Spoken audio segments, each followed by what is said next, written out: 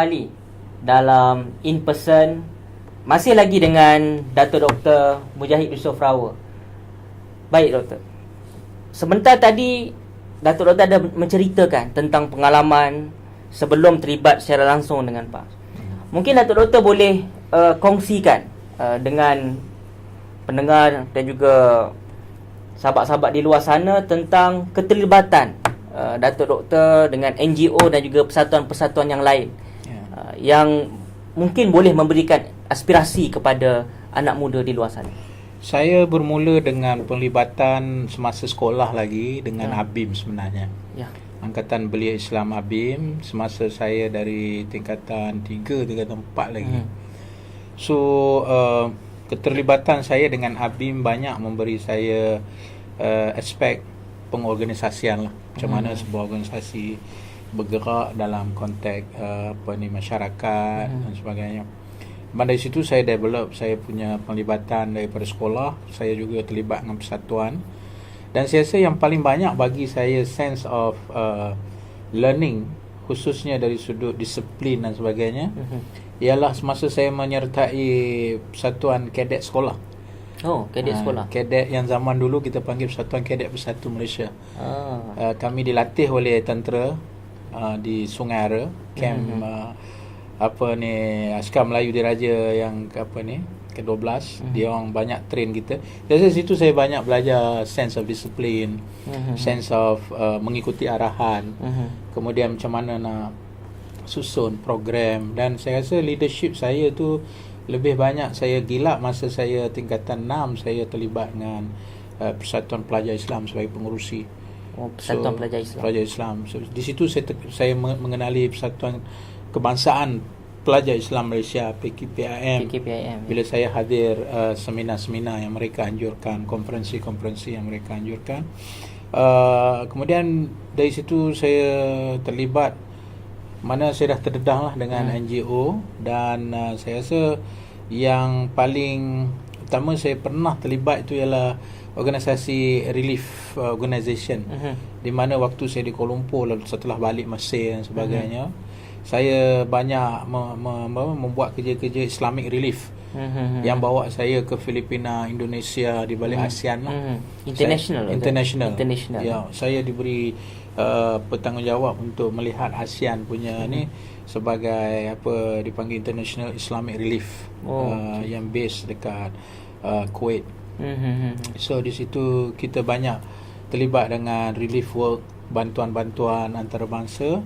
Kemudian seterusnya semasa saya sebagai pensyarah di universiti, saya terlibat dengan Wataniah. Wataniah. Terlibat dalam operasi-operasi pendatang haram, 2-3 operasi yang saya sertai. So itu banyak bagi saya pendedahan yang agak berguna lah untuk saya terlibat dalam NGOs. Dan kemudian saya rasa kemuncaknya ialah saya terlibat dalam Interfaith Dialogue for Peace, at the regional level ASEAN. So saya dilantik dalam satu konferensi NGO untuk kita form satu, kita panggil International Interfaith Dialogue for Peace. So Interreligious Dialogue for Peace di peringkat Asia Tenggara. Dan di situ membawa saya berjumpa dengan berbagai NGO yang terlibat dalam interfaith ini, di Thailand, di Kemboja, di Indonesia sendiri. Sehingga di situ terdedah pada peringkat international.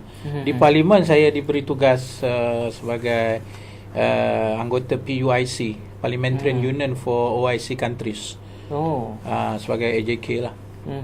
Pun terlibat dalam beberapa konferensi di peringkat antarabangsa. Saya rasa itu yang bagi saya banyak pengalaman untuk terlibat. Sebab itu saya meyakini bahawa masyarakat sivil ataupun madani yang entiti mereka adalah NGOs adalah satu identiti yang cukup penting untuk membentuk landscape politik negara, kerana mereka ada pandangan-pandangan mereka yang bebas daripada kengkangan politik, yang lebih genuine dalam dia orang punya aspirasi terhadap sesuatu isu. Kita mungkin tidak bersetuju dengan kesemuanya, tapi kita mesti bagi ruang kepada mereka. So itu sebab bila saya pernah melalui NGO, saya memahami dia orang punya hasrat dan sebagainya. Maka saya rasa kita kena terbuka kepada masyarakat sivil, di mana entiti pergerakan mereka utama ialah NGO. Baik Doktor, penggal kedua sebagai ahli parlimen, dan saya kira dalam fasa penggal kedua sebagai ahli parlimen ni ada beberapa perkara yang telah dibincangkan dan apa yang disasarkan oleh ahli parlimen PAS, khususnya doktor yang mewakili parlimen Parit Bunta pada penggal yang kedua. So tentu pada penggal yang pertama kita agak kekok sebab belum berpengalaman, kerana dunia parlimen ni adalah satu dunia yang cukup unik. Pada waktu yang sama kita terpaksa mengendalikan tugas-tugas rakyat, tapi pada waktu yang sama berfungsi sebagai legislator. Berfungsi sebagai legislator di negara kita ni bukan mudah, kerana sistem parlimen kita itu walaupun kita mengikut sistem Westminster, tapi dalam konteks sistem yang ada di negara kita ni cukup beza. Contohnya lah, bila satu-satu akta nak diperkenalkan ataupun nak dibuat pindaan, kita hanya dimaklumkan sebulan dua sebelum sesi itu, dan kita hanya mempunyai masa yang cukup terhad untuk memberi pandangan dan pendapat kita. Jadi saya terpaksa belajar cara yang begini untuk bercakap 10-15 minit dalam isu yang memberi efek yang besar kepada rakyat. Sedangkan ada banyak kes yang akta-akta atau pindaan yang dibuat itu mau disegerakan, sedangkan isunya itu penting, kesan implikasinya penting untuk rakyat. Jadi saya rasa ketergasaan itu kadang-kadang menyebabkan first timer macam saya dulu 2008 agak kekok kerana kita tidak biasa dengan realiti itu. Namun pada second term alhamdulillah kita diberikan lagi amanah untuk memimpin Parit Bunta. Kita telah mempelajari, pertama preparation is very important. Preparation kita terhadap akta yang kita nak bahas itu penting. Dia tidak mungkin berlaku secara sendiri, tetapi kita ada pakar-pakar di bidang yang terlibat untuk bagi pandangan-pandangan dia kepada kita. Sebab itu ahli-ahli parlimen PAS dibekalkan dengan Pusat Penyelidikan dan Kajian PPP. Dan kita punya penolong dan pembantu mengikut kementerian-kementerian yang telah ditugaskan kepada kita untuk jaga. So dari situ kita belajar, dan yang penting ialah maklumat kita itu bagaimana nak dirumuskan dalam masa yang pendek. Satu. Jadi kadang-kadang kita hanya bercakap di parlimen itu sebagai prinsipal kita untuk memberikan pandangan, walaupun kita tahu kadang-kadang tak diterima pun pandangan kita tu. Akhirnya mereka mereka sudah ada pun ketetapannya. So benda-benda begitulah saya rasa sebagai ahli parlimen kita perlu mempunyai visi untuk bukan sekadar berbahas dengan piayawan yang terbaik sebagai standard parliamentarian, world class parliamentarian, tapi lebih penting itu reformasi sistem parlimen itu sendiri adalah penting untuk kita jadikan sebagai tanggungjawab kita di parlimen, dan akhirnya akan beri kesan yang baik pada negara lah. Baik, dalam konteks PAS Doktor, Dewan Himpunan PAS Pusat, sejak daripada awal lagi Doktor terlibat di bawah Lajnah Perpaduan Nasional. Mungkin Doktor boleh ceritakan sikit bagaimana daripada yang tidak bertaraf dewan, kelak penyokong sehinggalah boleh menjadi dewan, secara ringkas. Asas dia ialah Lajnah Perpaduan Nasional melihat bahawa perlu kita memecah tembok antara kita PAS dengan pengundi-pengundi bukan Melayu. So hasrat itu sebenarnya menyambung kehendak pimpinan sebelumnya. Cuma kali ini kita buat dengan satu pendekatan menubuhkan kelab penyokong PAS. Dia konsep dia lebih kurang pada fan club lah. Manchester fan club, Liverpool fan club. So it's dia agak santai fan club. Jadi dia orang dengar pun tak berapa heavy. Tapi nak pecah tu sukalah kita kena jumpa NGO dia, kita jumpa Persatuan Cina, jumpa Persatuan India, pergi ketuk pintu dia, introduce ourselves, kami daripada PAS dan sebagainya. Cuma saya rasa yang banyak berpihak kepada cita-cita ini ialah apabila perubahan landscape politik Indonesia ini mula berubah dengan isu-isu Hindraf dan sebagainya. 2008. Ya, 2008, sebelum pilihan raya 2008. So dari situ nama kita tu naik kerana kita sudah pun mengetuk pintu-pintu mereka. Akhirnya mereka yang nak menyertai kita.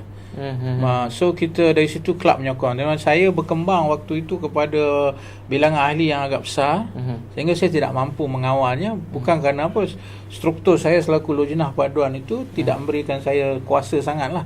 So dari situlah datangnya idea untuk kita memperkenalkan kelab menyokong ini sebagai satu entiti yang diiktiraf secara berperlembagaan oleh parti. Maka di situlah kita propose Dewan Himpunan Penyokong PAS, dan dalam beberapa siri kita cuba meyakinkan Majlis Syura, meyakinkan PAS Pusat. Panjang masa dia, setahun dua juga makan masa. Kemudian mereka bersetuju untuk mengambil pendekatan menubuhkan Dewan. Cuma next step ialah kita perlu menyediakan peraturan Dewan. So masa tu Allahyarham Ustaz Hassan Syukri bagi banyak bantuan, dan beberapa AJK yang lain dibentuk satu komiti untuk membentuk peraturan dan aturan Dewan Himpunan. Akhirnya lahirlah aturan dan peraturan itu yang sekaligus diiktiraf oleh PAS, perlembagaan PAS. Maka dilancarkanlah pada tahun 2010 bermulanya Dewan Himpunan Penyokong PAS, dan hari ini kita mempunyai hampir 20,000 ahli seluruh negara. Selangor lah antara yang paling aktif, Perak dan juga Kedah. Tiga negeri yang aktif. Yang lain tu wujud tapi mungkin suasana dia tidak baik. Jadi di situlah kita berkembang kepada Dewan Himpunan Penyokong PAS. Penonton di rumah, jangan ke mana-mana kerana selepas ini kita akan dengar daripada Datuk Dr. Mujahid tentang pengalaman dan juga gagasan-gagasan idea berhubung perjuangan kedamaian, dialog antara agama yang boleh dikongsi bersama oleh kita bersama.